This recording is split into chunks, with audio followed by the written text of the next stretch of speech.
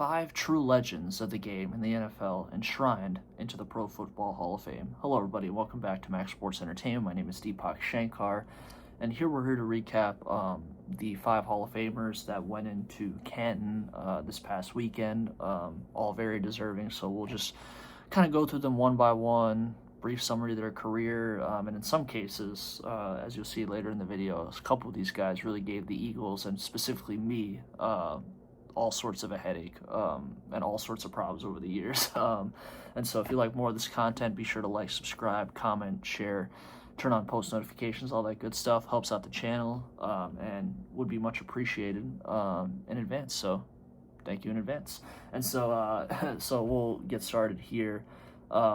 Firstly, Drew Brees, for sure, no doubt Hall of Famer. Surprised he never won league MVP. I mean, with some of the ridiculous seasons he had stat-wise. You would have thought, like, maybe one of those years in 2011 especially, or 2018, he probably could have won the MVP, but it went to Rodgers and then Mahomes in those respective years. And some of those years, I mean, he just didn't have a good enough defense to have a good enough record to compete for the MVP. But yeah, just unbelievable career. Started out with the Chargers, had some injury problems, and then came to the Saints and really revitalized that whole organization and whole city. I mean, it was just a whole collective effort with him and Sean Payton after Hurricane Katrina to revive the city. Obviously had the Steve Gleason blocked punt game against their arch rival Falcons, and then they end up winning the Super Bowl in 2009. Drew Brees wins Super Bowl MVP and goes on to have an unbelievable career. Especially after with the Chargers, there was some doubt whether he'd be able to physically play football ever again. And so, yeah, shout out to him. And in that note, shout out to Sean Payton, who will, once he's done coaching in the NFL, will down the road be in Canton as well. Even though I'm not a big personal fan of Sean Payton, just with his personality and how much he's beaten us, I think Drew Brees is definitely more of a class act, more of a likable guy. Just like football side, and both great at respectively at what they did and / do, and so Drew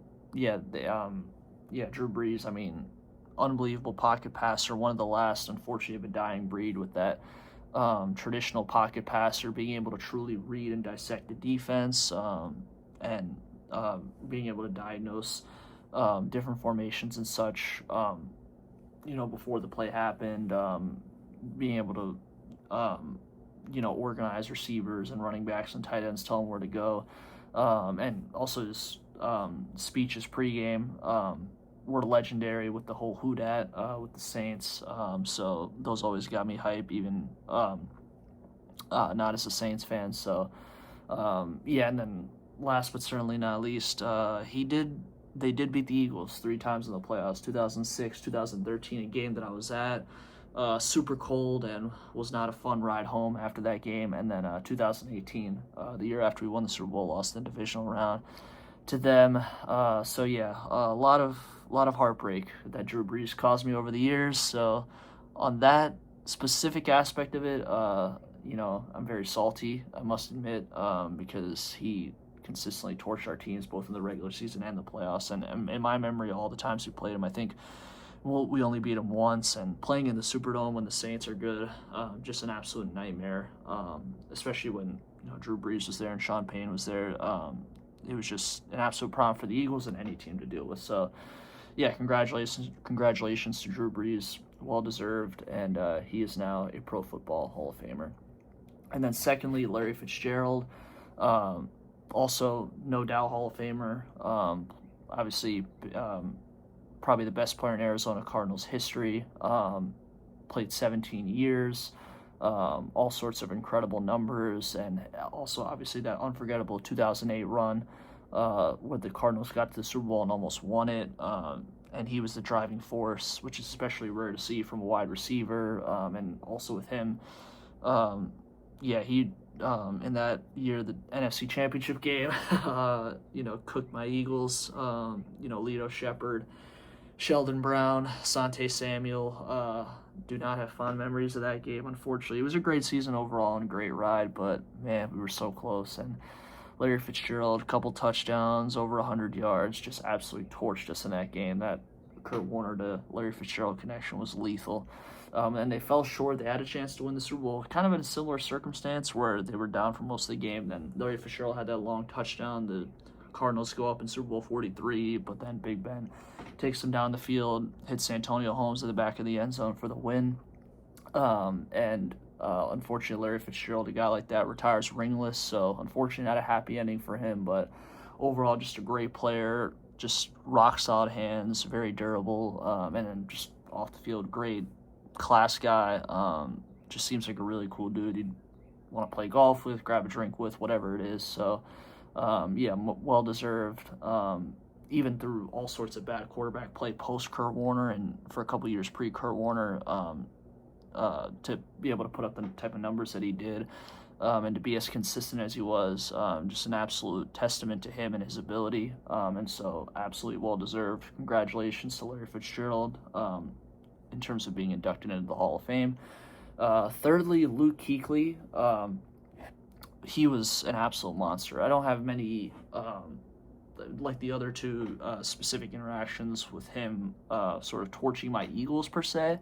I mean, I think he did. And because I think when we played the Panthers, we kind of split in the 2 or 3 games we played against him, if I'm not mistaken. But yeah, Luke Kuechly from Boston College, linebacker, defensive player of the year, defensive rookie of the year, got to a Super Bowl with Carolina in 2015 that they unfortunately lost. So another guy that ended up ringless, and only played for 6 or 7 years. So obviously had those injury problems, especially with concussions towards the end, and had called it quits early, kind of around that same time that Andrew Luck did. So that was sad to see, but man, when he played, he was an absolute nightmare for everyone. I mean, you can go on YouTube, find all sorts of clips of NFL players talking about how smart Luke Kuechly was, pre-snap, post-snap, being able to call out plays, his sheer work ethic and determination, both in stopping the run and in coverage. I mean, he was just an absolute monster. I mean, you hear guys like his own teammates, Cam Newton and Steve Smith, talk about just like what a special player he was, what a special guy he was. It's no surprise that a player like that is in the Hall of Fame. He was an All-Pro every year. One of the best linebackers I think I've ever seen. I mean, probably top 5, because, I mean, I'm not sure, maybe now that I think about it, there's one better, because I think I saw Ray Lewis towards the end, so maybe if you want to say him, but I didn't really see his full career, whereas I saw Luke Kuechly's full career,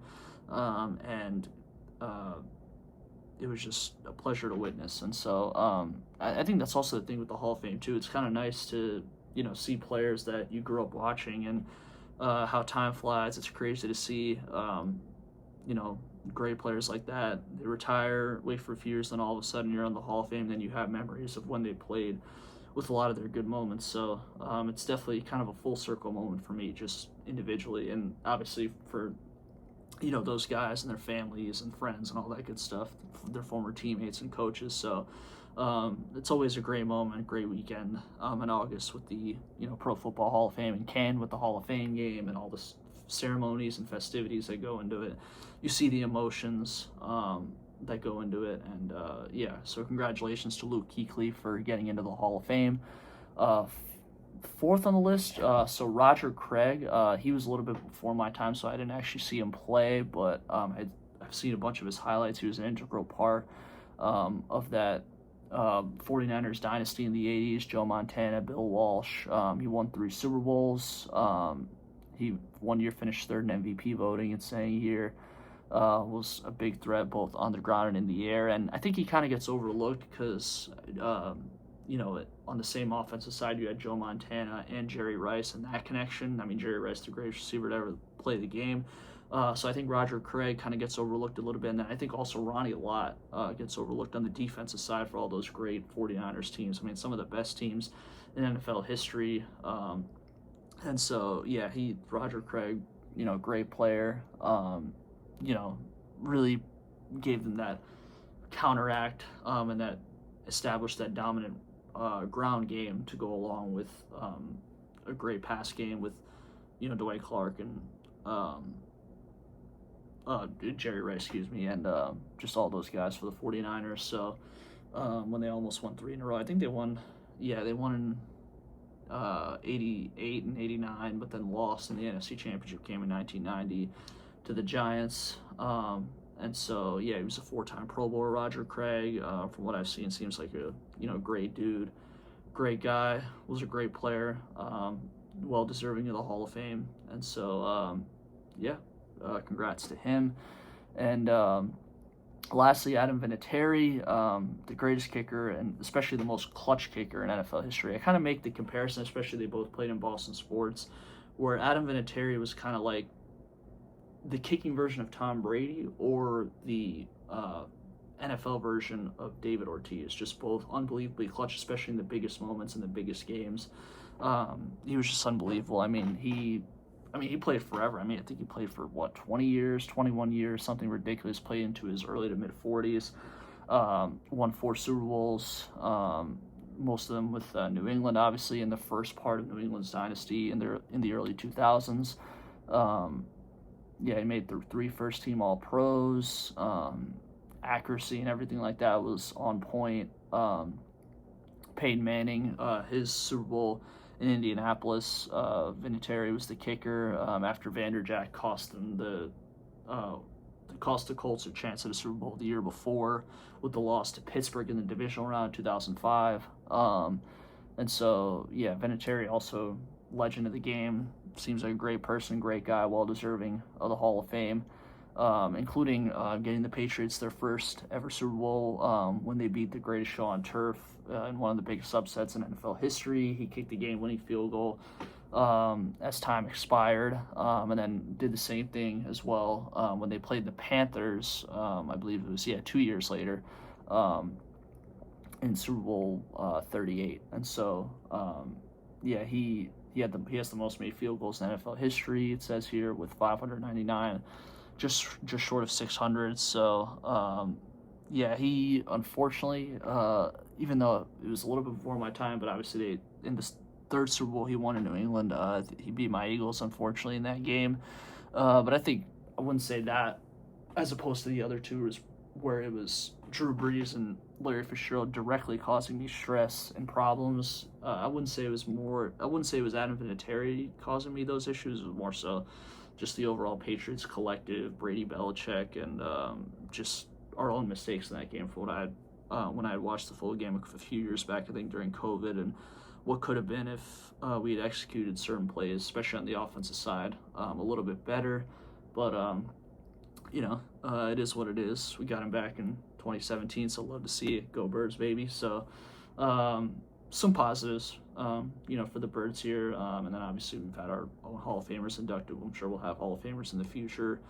Where I'm sure if I was doing this channel in, let's say 2018, for example, with Brian Dawkins, we know how much he means to the Eagles. He's probably the only Philly athlete that's in history that's totally embraced by everyone. Nobody has one bad thing to say about Brian Dawkins amongst Eagles fans, amongst Philly fans, amongst NFL fans. So, and he was a great player, obviously, in his own right, one of the most feared players in NFL history. And so, I could talk on and on about Brian Dawkins, but that's just, one example where because he happened to be inducted in 2018 instead of this year. I'm not talking about him, but yeah, so anyway, going back to Adam Vinatieri, congratulations to him, and congratulations to him for getting into the Pro Football Hall of Fame as the 5th and final member of this class. We get a new class next year, some first-time candidates, I think Rob Gronkowski, Big Ben, among others. I'd have to check the list again, and then you got guys like Torrey Holt and Bill Belichick and Eli Manning kind of on the fringe, guys who either should make it or are kind of on the border where there's arguments either side. So we'll see how that plays out. And so, yeah, once again, congratulations to all those guys for receiving the highest individual honor in the sport of football by getting into the Pro Football Hall of Fame. And yeah, that's all I had. And so appreciate you guys for listening. Be sure to like, subscribe, comment, share, turn on post notifications, all that good stuff. And yeah, I'll catch you guys on the next one.